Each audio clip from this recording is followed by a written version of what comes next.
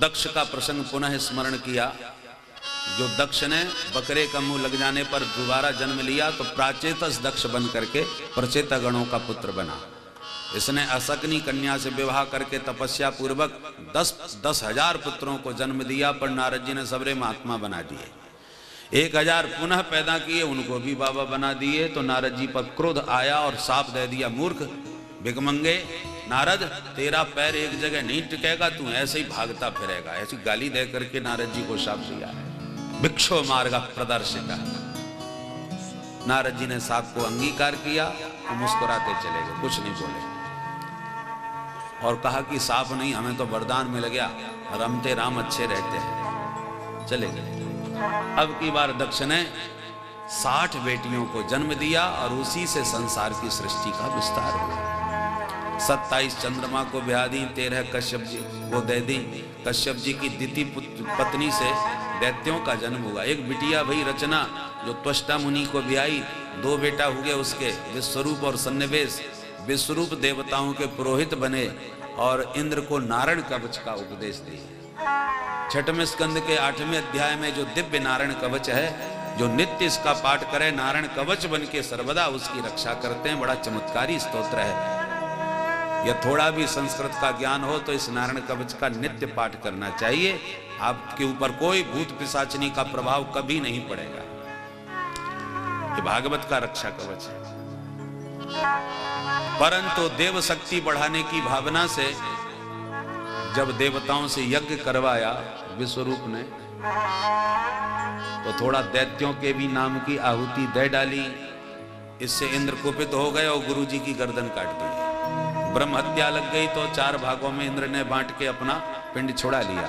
पर त्वष्टा मुनि ने बदले में एक विराट यज्ञ करके इंद्र को मारने का पुत्र जन्म देना चाहा, पर मंत्र में त्रुटि होने से वृत्तासुर पैदा हो गया, जिसके आतंक से देवता भागते नजर आए। भगवान से कहा, प्रभु बचाओ। भगवान बोले, ददीच बाबा की हड्डी से वज्र बनेगा तभी ये मरेगा। ददीच बाबा से प्रार्थना करी तो बाबा ने शरीर दान किया, उनकी हड्डियों से वज्र का निर्माण हुआ और इंद्र ने वज्र लेकर के फिर वृत्तासुर का सामना किया। युद्ध में अचानक वृत्तासुर वज्र को देख करके बिहारी जी का दर्शन करने लगा और रणभूमि में वृत्तासुर ने 4 श्लोकों में बहुत प्यारी भगवान की स्तुति करी और क्रमशः धर्म अर्थ काम मोक्ष का निरूपण इन 4 श्लोकों में श्री वृत्र ने किया कि प्रभु मैं आपके चरणों में प्रार्थना करता हूं। क्या बहुत सुंदर श्लोक हैं, स्मरण करें। अहम हरेस्तव पादैकमूलो दासानुदासो भवितास्मि मनस्मरेता सुपदेन गुणास्ते कर्म करो न नागप्रेष्ठं न च पारमेष्ठं न सार्वभौमं न रसाधिपत्यं न योगसिद्धिरपुनर्भवं समञ्जसः अजातपक्षा इव मातरं स्तन्यं यथा वत्सपराशुगा प्रियं प्रियैव विश्रुतं विषण्णा मनोरविन्दाक्षदर्शने ममोत्तमाश्लोकजनेषु संसारचक्रे भ्रमता स्वकर्मभिः तन्माययात्मात्मजदालये स्वासक्तचेतस्य ननाद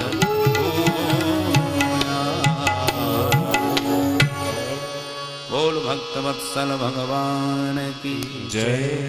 प्रथम श्लोक में वैष्णव धर्म बतलाया। क्या? दासानुदासो भवितास्मि। प्रभु आप अपना दास न बना सको तो दासों का दास बना लो और मनसा वाचा कर्मणा सदा आपकी सेवा में संलग्न रहूं। ये वैष्णव धर्म है। वैष्णवों की संपदा समंजसत्वा विरहई आकांक्षे। स्वर्ग मोक्ष सार्वभौम पद योग सिद्धि कुछ नहीं चाहता। मोक्ष की भी अभिलाषा वैष्णवों के मन में नहीं है, तो चाहते क्या हैं? आपका विरह, आपकी स्मृति, आपकी याद, सदा आपकी याद में खोया रहो, यही हमारा खजाना है। संपन्न नारायण स्मृति ही, नारायण की स्मृति ही संपदा है। तीसरा पुरुषार्थ है धर्म अर्थ के बाद काम।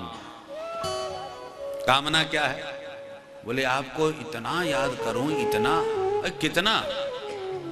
बोले जैसे पंख रहित पक्षी घोंसले में बैठा अपनी चिड़िया माँ को याद करता है। भगवान बोले तो उल्लू बिल्ली का भय लग रहा है, इसलिए मैया याद आ रही है डर के मारे। अच्छा तो ऐसे याद करूं जैसे जंगल में घास चरने गई हुई गाय को उसका बछड़ा याद कर रहा है। भगवान बोले पेट में चूहे कूद रहे हैं, इसलिए भूखे मारे मैया याद आ रही है। दूध पिला देगी तो सब याद खत्म हो जाएगी। तो तीसरा दृष्टांत दिया, परदेश गए हुए अपने प्रियतम को जैसे उसकी प्राण प्रिया प्रतिपल याद करती है। भगवान को यह दृष्टांत उपयुक्त लगा। काम ही नारे प्यारे जिमी, लोभी प्रिय जिम्मेदार, तिमि रघुनाथ निरंतर, प्रिय लागो मोहेरा। चौथा पुरुषार्थ है मोक्ष। तो भक्त कहता है मुझे तो मोक्ष चाहिए नहीं, मैं तो चाहता हूं कितनी बार आऊं या जाऊं इस संसार में, आना जाना भले ही मेरा खत्म ना हो। तो चाहते क्या हो? बोले जब जब आऊं उत्तम श्लोक जने सुसख्यम। आपके दीवाने जो हैं, आपके जो रसिक हैं, हर जन्म में आपके रसिकों का संग प्राप्त होता रहे, जो बढ़िया बढ़िया आपकी लीलाएं सुना सुना के, आपके गुण गा गा करके हमारा चित्त आपके चरणों में ही लगा के रखें। ऐसे रसिकों का संग दो। देह गेह में नेह रखने वाले गृहासक्त प्राणियों का संपर्क मुझे मत देना, बस यही मेरी मुक्ति है। ऐसे दिव्य वृत्तासुर के भाव सुन के तो इंद्र भी दंग रह गए, भैया तुम तो बड़े परम वैष्णव हो।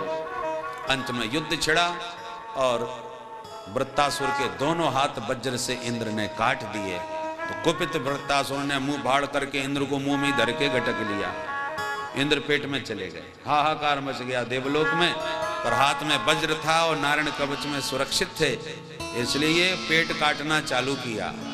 पेट में बैठे बैठे भीतर से पेट फाड़ते रहे वज्र के द्वारा। 1 वर्ष लगा, तब जाके पेट फटा और बाहर निकलने पर वृत्तासुर का अंत हुआ। बोल भक्त वत्सल भगवान की। कौन था ये वृत्तासुर जिसमें असुर होने पर भी इतना दिव्य भाव?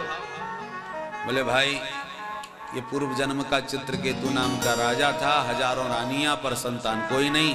अंगिराजी ने फल दिया, बड़ी रानी को खिला दिया, एक बेटा हो गया। अन्य रानियों को सौतिया डा हुआ, बच्चे को जहर पिला दिया, बच्चा समाप्त हो गया। राजा रानी चीख चीख करके विलाप करने लगे। नारद जी अंगिराजी के साथ प्रकट होकर समझाने लगे। अंगिराजी ने बहुत समझाया, पर राजा एक भी सुनने मानने को तैयार नहीं। मुझे बेटा दो और कुछ नहीं सुनना। नारद जी बोले अच्छा तो हम देते हैं, ये रोना धोना बंद करो। जैसे ही आंसू पहुंच के राजा बैठे, मंत्र पढ़ करके नारद जी ने जीवात्मा को सामने प्रकट कर दिया। बेटा बेटा करके दोनों मैया बाप मिलने के लिए दौड़े। वो बेटा बोला पिताजी 1 मिनट कृपा करके ये बताओ कौन से नंबर के बाप हो? क्या मतलब?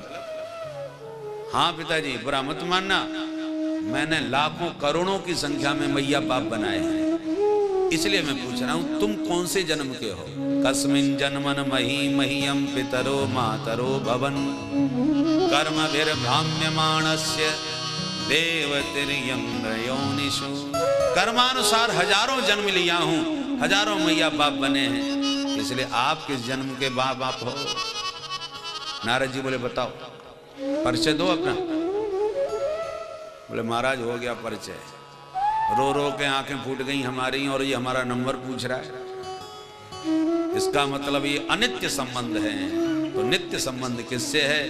तब ईश्वर का मंत्र जाप करने को कहा, संकर्षण मंत्र दिया। उस मंत्र की सिद्धि करके चित्रकेतु विद्याधर लोक को प्राप्त किए और एक बार भोलेनाथ का दर्शन करने पहुंच गए तो भवानी को अंक में विराजमान करके प्रवचन दे रहे थे वेदांत का भोले बाबा। बड़े बड़े महात्मा बैठे थे। सो चित्रकेतु हंसने लगा, देखो ये महाराज जी को, एस लोक गुरु साक्षात धर्मम वक्ता शरीरणा आस्ते मुख्य सभायाम वही मिथुनी भूय भार्यया। ये धर्माचार्य सब पूरे समाज के बीच में बैठ के और प्रवचन कर रहे हैं धर्म का, वेद वेदांत का, पर बैठने का तरीका इनका देखो, मिथुनी भूय भार्यया। मां पार्वती जी को बहुत बुरा लग गया, कुपित होकर शाप दिया, अरे दुष्ट अतः पापी यसीम योनिम आसुरीम या दुर्मते, तेरी बुद्धि में पाप है, पापी तू असुर हो जा। परंतु भोलेनाथ का दिव्य स्वरूप भवानी से भिन्न नहीं है। भव भवानी कहने में दो हैं, तत्वतः एक हैं। कालिदास जी कहते हैं, वागर्था विव संप्रक्तौ वागर्थ प्रतिपत्तये जगतः पितरौ वंदे पार्वती परमेश्वरौ। जैसे वाक और अर्थ, शब्द और अर्थ एक ही है, जैसे जल और तरंग एक ही है, ऐसे भगवान भव और भवानी एक ही स्वरूप है। तो वही बेचारा वृत्तासुर बन के आया था, आज उसका उद्धार हो गया। दिति के 49 पुत्र ऐसे हो गए जो असुर होकर के भी देवताओं में गिने गए। ये पुंसवन व्रत का प्रभाव है। हरि प्रेरित तहि अवसर चले मरुत 49, तो 49 वे मरुदगण हैं जो दिति पुत्र होने पर भी देवताओं में गिने जाते हैं। पुंसवन व्रत कैसे किया जाता है उसकी विधि विस्तार से अंतिम अध्याय में सुना दी। 19वें अध्याय में पुंसवन व्रत की विधि बतलाई।